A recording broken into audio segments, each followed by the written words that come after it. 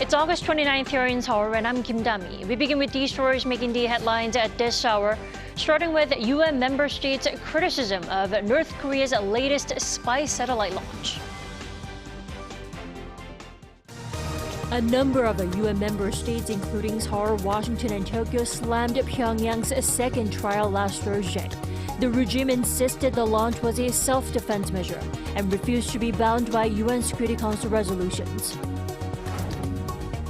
More than 300 North Koreans on Monday returned home from China's Dandong city by road for the first time since the pandemic, just 2 days after the regime announced the official reopening of its borders over the weekend.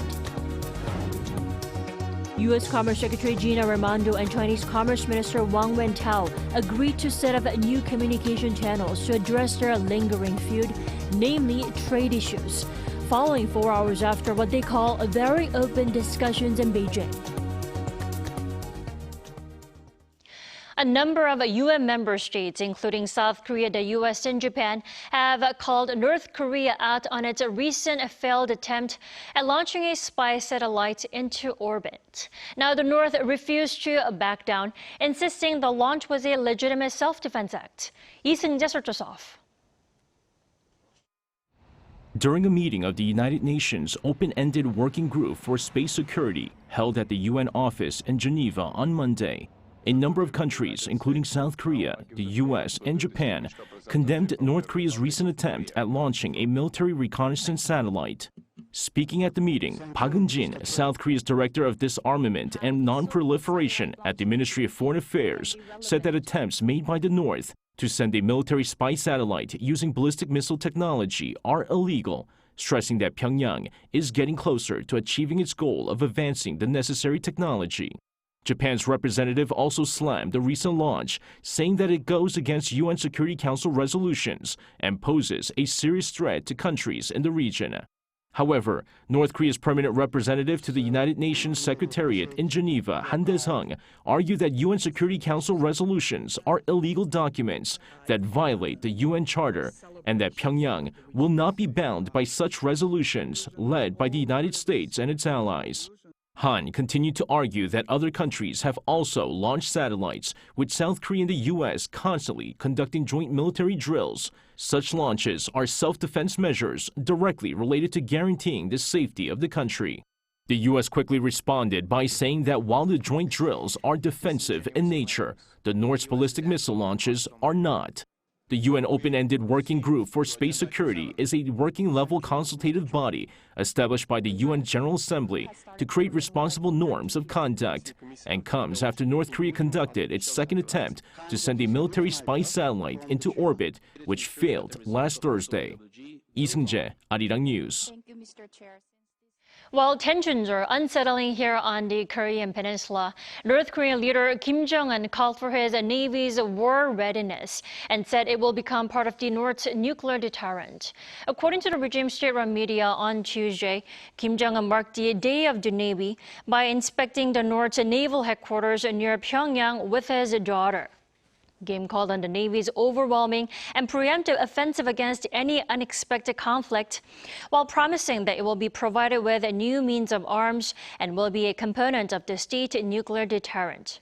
Kim also referred to the Korean Peninsula as the most dangerous zone for nuclear war, citing Washington's deployment of strategic assets in the south while criticizing the Seoul-Washington-Tokyo plan to hold joint drills.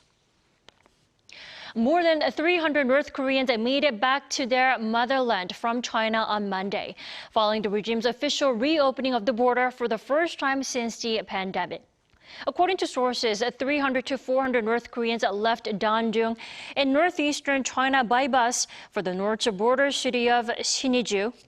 This marked the first time the North Koreans have traveled back home by road since the North closed its borders in January 2020 due to the pandemic. Sources say more than 100 North Koreans will return home on Tuesday, with the total set to reach over 1,000 by the end of this week. Among those returning are students and government and trade workers. Washington and Beijing are working to sort out their persisting conflicts like trade issues, this time by laying out a working group and communication channels. Our Lee Soo-jin has more. The United States and China have agreed to set up new channels of communication in an effort to bolster their economic relationship. During a 4-hour meeting on Monday, U.S. Commerce Secretary Gina Raimondo and her Chinese counterpart Wang Wentao agreed to form a working group to solve trade and investment issues as well as advance U.S. commercial interests in China. The working group will hold vice ministerial meetings twice a year, with the first meeting to be held early next year in the U.S. The U.S. and China also agreed to a government information exchange that will serve as a platform to discuss export control issues. The first in-person meeting will be held on Tuesday in Beijing. Raimondo emphasized that the information exchange will be for sharing more information about U.S. export restrictions on advanced technology and that the U.S. will not be compromising or negotiating on issues such as national security. There will also be regular communication on the secretarial or ministerial level with meetings to take place at least annually. These negotiations are part of the Biden administration's recent efforts to ease tensions between the two countries. Raimondo is the latest to visit China after other senior U.S. officials such as Secretary of State Antony J. Blinken, Treasury Secretary Janet L. Yellen, and the president's climate envoy, John Kerry. Raimondo emphasized the importance of stable economic relations between the two nations. As you well know, our teams have worked over the summer to establish new information on this point. We seek healthy competition with China. Wang responded by saying that China is ready to make efforts to strengthen cooperation between U.S. and Chinese companies. Raimondo is scheduled to meet other key Chinese officials during the rest of the 4-day visit that will end on August 30th, and those meetings are expected to continue to focus on trade and transparency to improve ties between the world's top two economies. Lee Soo-jin, Arirang News. President Yoon on Monday pushed for a high-tech advancement of a maritime patrol, marking the 70th anniversary of the Korea Coast Guard. Attending a ceremony held in the western port city of Incheon, Yoon voiced his support for the country's maritime law enforcement, saying that the safety of the waters are vital to South Korea's global trade as a rising sea power. He also pledged to support the establishment of a data platform on maritime information driven by cutting-edge technology. 위성, 드론, 수중 로봇, 정찰기 등으로 수집한 빅데이터를 AI로 분석함으로써 관할 해역의 범위를 70%까지 확대하고 각종 해상 재난에 신속하고 정확한 대응을 할 수 있게 됩니다. And thanking the uniformed guards for their service, the president asked the Coast Guard to prepare for and promptly respond to maritime accidents to protect the lives and safety of people at sea.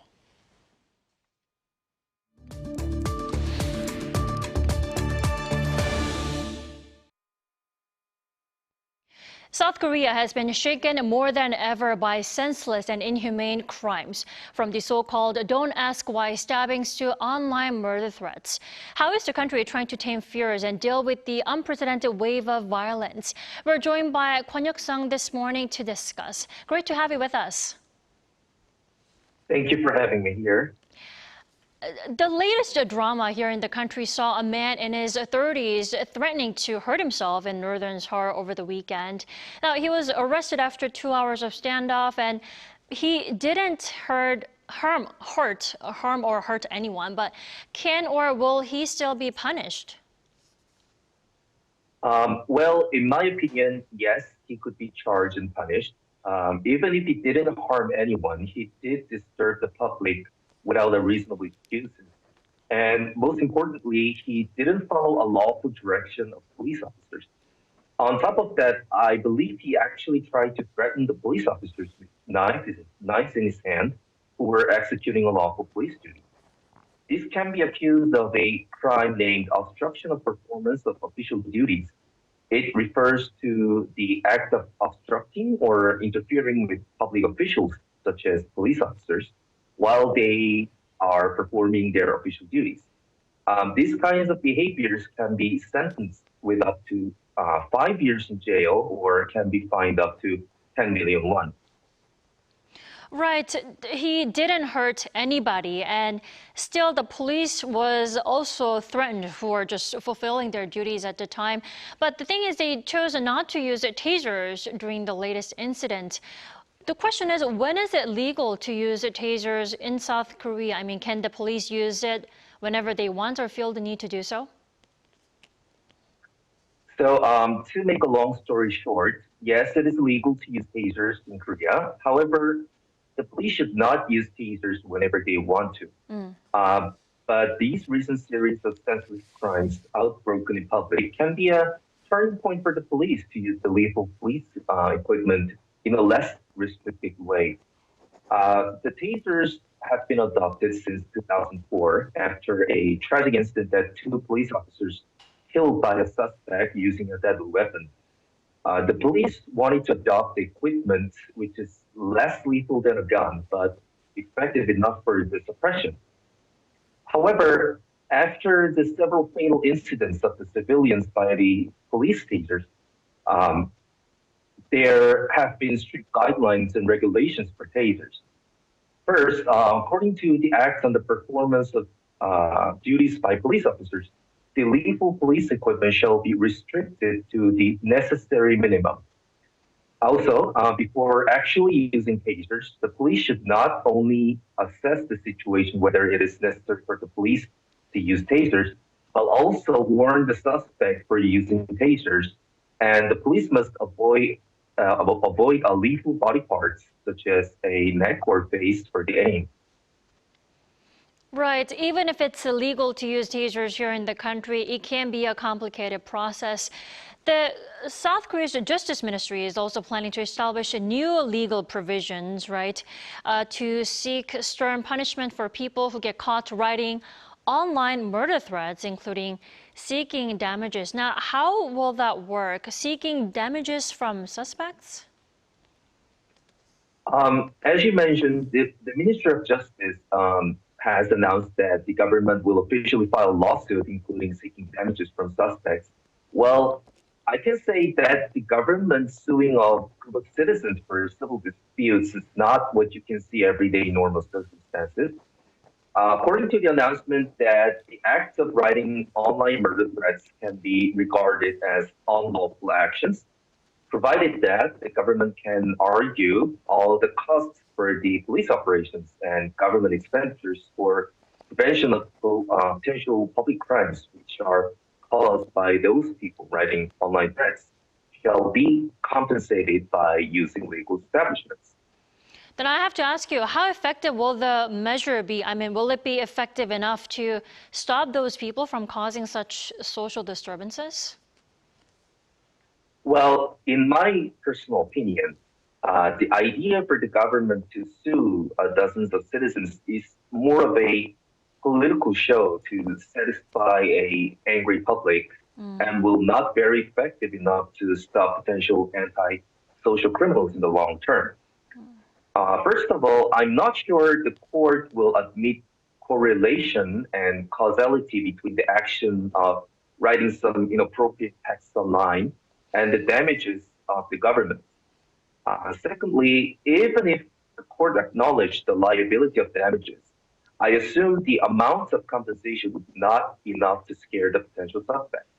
So I think this measure of the Ministry of Justice filing a lawsuit could be derived from the scope of temporal solutions for these unexpected situations.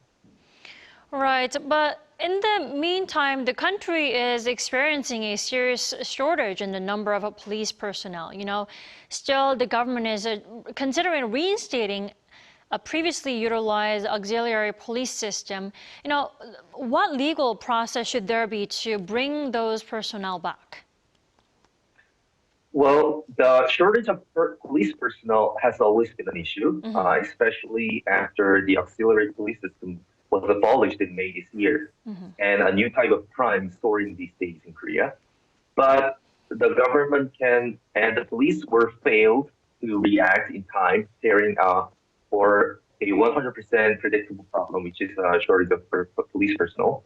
Well, in fact, although there are no official recruitment plans for now, the legal establishment for the auxiliary police is still there. So it can be said it is solely up to the government's will and budget to decide whether the auxiliary police companies will be enforced once again for the safety of the public. All right, Mr. Guan, thank you so much for your insight this morning. You have a great day. Thank you.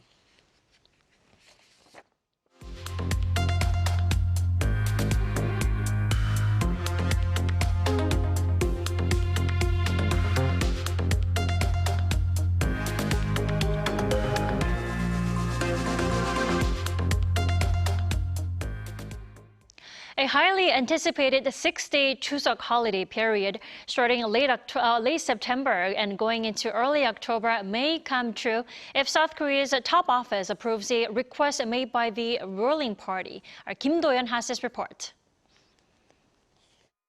The ruling People Power Party has made a request to the presidential office to review designating Monday, October 2nd as a temporary holiday, creating a 6-day long holiday period.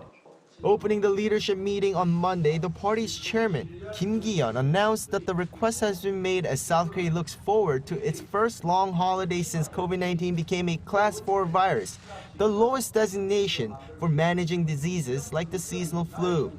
South Korea celebrates its annual Chuseok holiday or Thanksgiving on Thursday the 28th and Friday the 29th of September. The following Tuesday, October 3rd, is National Foundation Day. The addition of temporary holiday on Monday in between would mean a prolonged 6-day vacation period. Kim also added this could boost the domestic economy through the long holidays, with many schools autonomously already deciding to close on that day. Now that the request has been made, the top office will review the request. Upon formal discussion between the PPP and the government, it will be put on the agenda for a cabinet meeting where members will review its designation.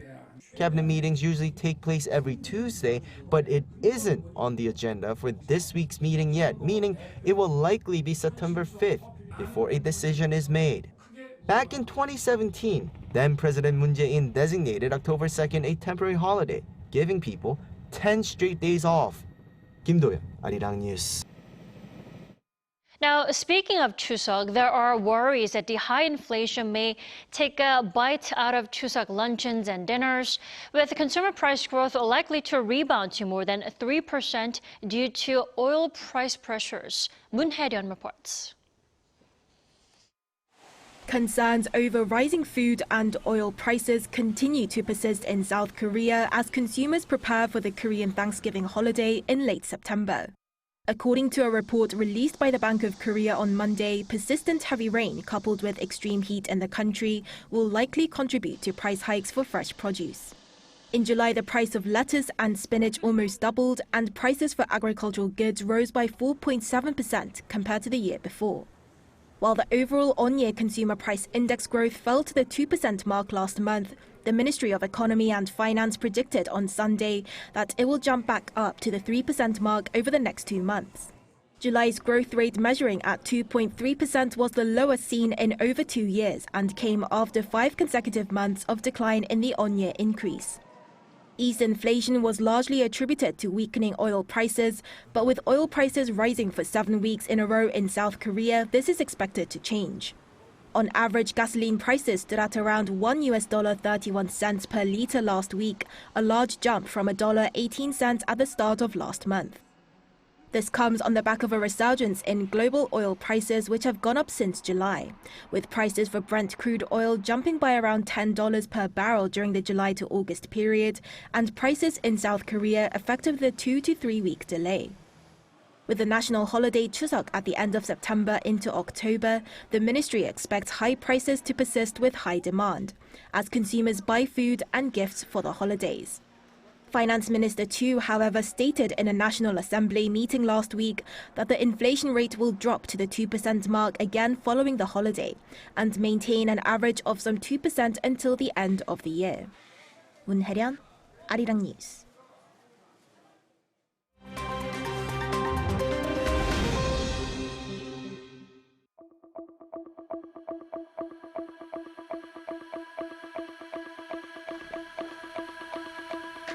Good morning, I'm Matthew Ashley, and we now turn over to stories from around the world. We begin in the United Kingdom, where a technical issue has affected air traffic control systems and left thousands of passengers stranded.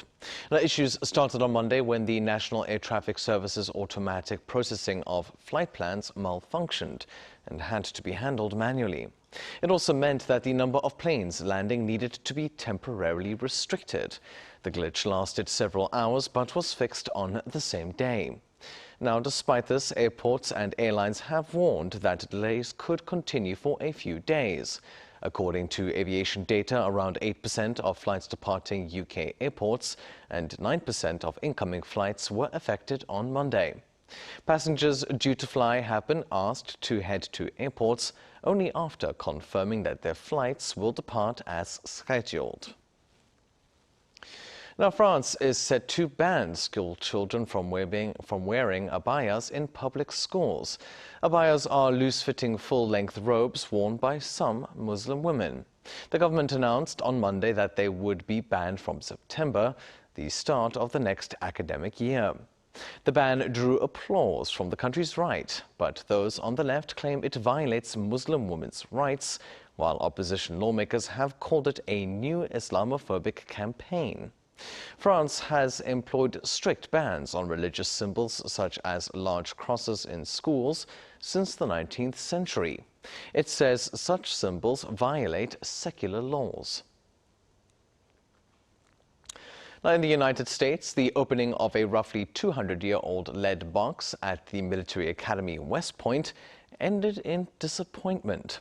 The much-anticipated opening was live-streamed on Monday and attended by staff, students, and a panel of historians. But the box turned out to be empty, with nothing inside except some mud and silt.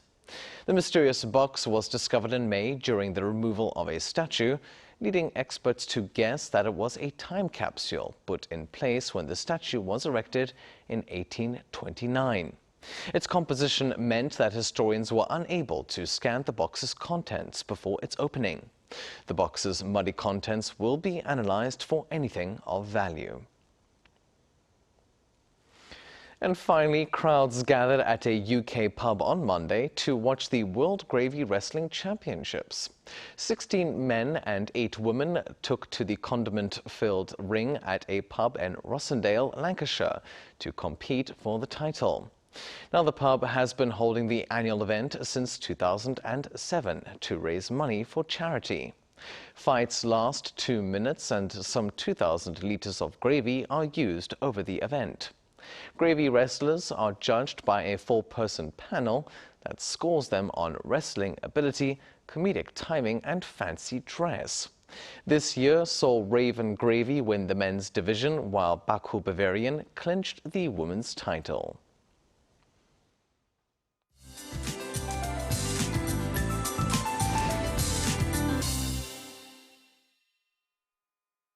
Good morning. Well, haven't we had enough rain already this season? It's another wet start to the day in most parts of the country. It's drizzling in the capital, but the southern coast of Jeollanam-do province and mountainous regions of Jeju Island are seeing heavy rainfall, with a heavy rain advisory issued in parts of Jeju Island this morning. Thick rain clouds will keep moving in from the west coast today. In east of Jeollanam-do and west of Gyeongsang-namdo provinces could see more than 150 millimeters of downpours until tomorrow. Nearby areas could see up to 120 millimeters. Heavy rain will hammer down on central regions today, and southern regions will be drenched today and tomorrow. Top temperatures will hover below 30 degrees Celsius this afternoon, similar to slightly lower than Monday. Coastal areas and mountainous regions in Gangwon-do province, though, will have gusty winds along with heavy rainfall. Those in the south need to brace for downpours through Wednesday, but on and off rain will continue through the remainder of the week. That's Korea for you, and here's a look at the international weather conditions.